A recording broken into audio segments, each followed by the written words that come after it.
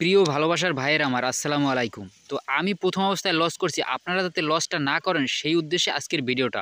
আপনারা যাতে প্রথম অবস্থায় লস না করে লাভ করতে পারেন, তো যারা নতুন খামারি ভাইরা আছেন আমি মনে করি তাদের খুব গুরুত্বপূর্ণ আজকের ভিডিওটা, তাদের দেখা উচিত যে তারা যদি চায় যে অল্প টাকার মধ্যে খামার করবেন এবং খামারে প্রথম অবস্থায় লাভ করবেন, তাহলে ভিডিওটা দেখা উচিত। আমি প্রতি বছর কোরবানিতে কিন্তু আমি ষাঁড় গরু লালন পালন করতাম। তো ষাঁড় গরু পালা কেন বাদ দিলাম, আমি ওইটা পালা বাদ দিয়ে আমি এই যে হাড্ডিসার যে আছে হাড্ডিসা, তারপরে গাবি, তারপরে বাছুর গরু, এই দিকে কেন আসলাম। তো আজকে আপনার একটা ধারণা দেবো যে আপনারা প্রথম অবস্থায় কিন্তু লাভ করতে পারবেন এবং ভালো পরিমাণ টাকা লাভ করতে পারবেন। যাদের ঘাসের ব্যবস্থা নাই, একেবারে সীমিত খরচায় কিন্তু ঘাসের ব্যবস্থা করতে পারবেন এবং খড় দিয়ে কীভাবে মোটা তাজা করবেন, A to Z আমি যেভাবে যা করি না কেন A to Z সম্পূর্ণ ধারণা আজকের আপনার সাথে শেয়ার করবো। যাই হোক, ওদিকে দেখা যায় 1 লাখ টাকায় গরু পালতাছি, এক বছর লালন পালন করার পরে আমি কুরবানিতে বিক্রি করতেছি, লাভ হইতেছে আমার 20,000 টাকা, খাওয়ান টাওয়ান সব বাদ দেওয়ার পর। এদিকে যদি আমি 1 লাখ টাকায় গরু কিনি, দুইটা কিনা যায়, দুইটা যদি কিনি তাহলে দেখা যায় কি হয় যে 1 বছর লালন পালন যদি করি, 1 বছর লাগে না, 6 মাস লালন পালন করলেই দেখা যায় একটা গরু থেকে আমার আসতেছে দেখা যায় 30 থেকে 40,000 টাকা, দুইটা থেকে আইতেছে ডাবল।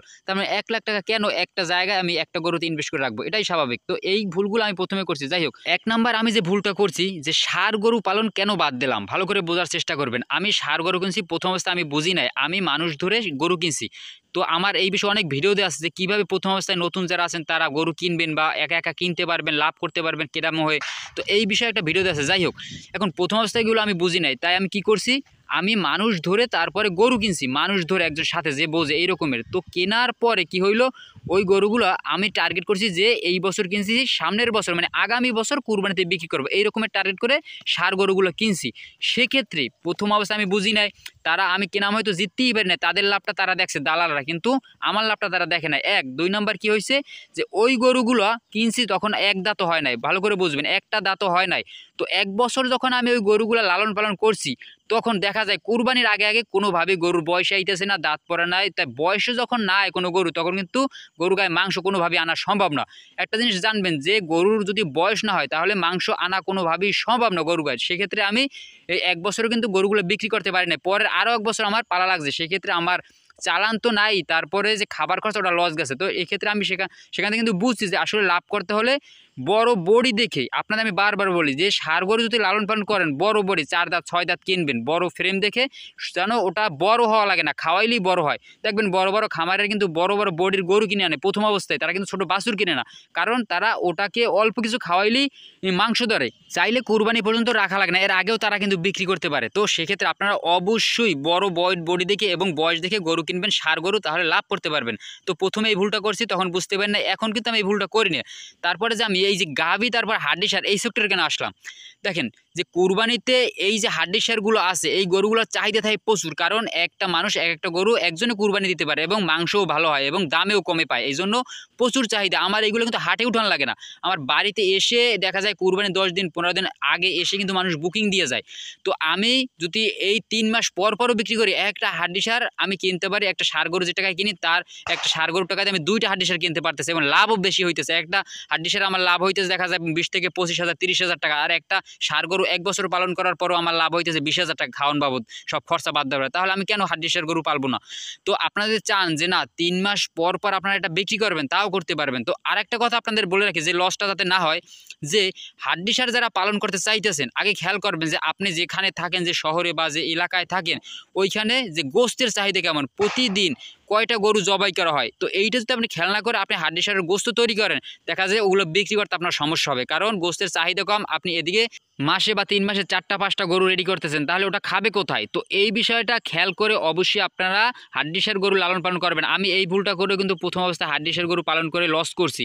তো আমি প্রতিটা সেক্টরে, তারপর আসি বাছুর গরু যে সেক্টরটা, আমি প্রথম অবস্থায় কিন্তু প্রতিটা সেক্টরের থেকে লস করছি, আমি ট্রাই করছি এবং আপনাদের আপডেট দিছি, ভিডিও দিছি যে আসলে কি লাভ করা সম্ভব কিনা। তো তারপরে আসি যে বাছুর গরুতে কেমন লাভ।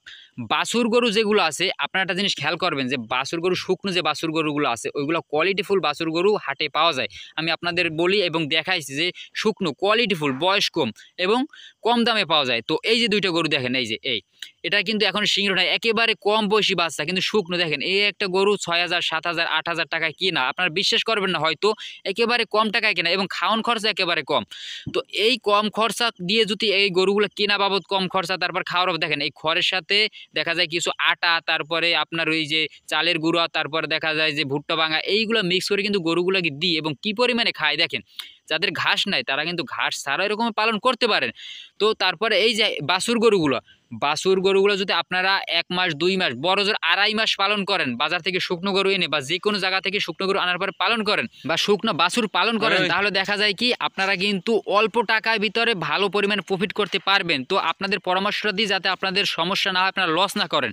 তো একেবারে অল্প টাকায় দেখা যায় 1 লাখ টাকার মধ্যে আপনি 3-4টা বাছুর গরু পাবেন এবং একটা গরু থেকে যদি আপনার 5,000 টাকা করে আসে, ধরি 5,000 টাকা করে আসলো আপনার 3টে গরু থেকে 3-15,000 টাকা আপনার আইতে আছে গড়ে। দেখা যায় গড়ে আসতে আসে আপনার 2 মাস বা 2.5 মাসে। একেবারে কম ধরছি, বেশি হবে, আমি কম ধরছি ভাই, বেশি করা সম্ভব। সব থেকে বেশি লাভ আমি মনে করি বাছুর গরু মোটা তাজা করণে। একেবারে কম পুঁজি যাদের কাছে আছে, 2 লাখ 3 লাখ বা 1 লাখ টাকাও যাদের কাছে আছে, তারা কিন্তু অনেকগুলো বাছুর গরু কিনতে পারবেন এবং লাভ করতে পারবেন। তারপরে ঘাসের বিষয়, যে এই যে ঘাস, এই ঘাসটা কিন্তু আপনার 1 মাস উঁচা যদি জমি থাকে সেখানে আপনারা চাষ করতে পারবেন। উঁচা জমিতে আপনারা এই ঘাসের বিচিগুলো এনে আপনারা যদি পানি দেন, শুধু ফালাই যদি পানি দেন, তাহলে দেখছে প্রচুর পরিমাণে ঘাস হয়। এই গাছগুলো উপর থেকে কাটা যায় এবং নিচ থেকে আবার এই গাছগুলো কিন্তু পরিপূর্ণ হয়ে যায়। আপনারা চাইলে কিন্তু খড়ের পাশাপাশি অল্প অল্প করে এই ঘাসগুলো ব্যবহার করে কিন্তু গরুর শরীর স্বাস্থ্য ভালো রাখতে পারেন।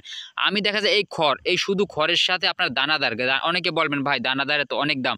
ভাই মিক্স খাবার যদি তৈরি করতে না পারেন তাহলে লাভ করা সম্ভব না। আপনার অবশ্যই গরু সেক্টর যদি আসতে হয় অবশ্যই অভিজ্ঞতা থাকতে হবে। অভিজ্ঞতা যখন হবে তখনই গরু থেকে ভালো পরিমাণে টাকা ইনকাম করতে পারবেন। তো আমি কিন্তু প্রথম অবস্থায় এই অভিজ্ঞ ছিলাম না দেখে লস করছি।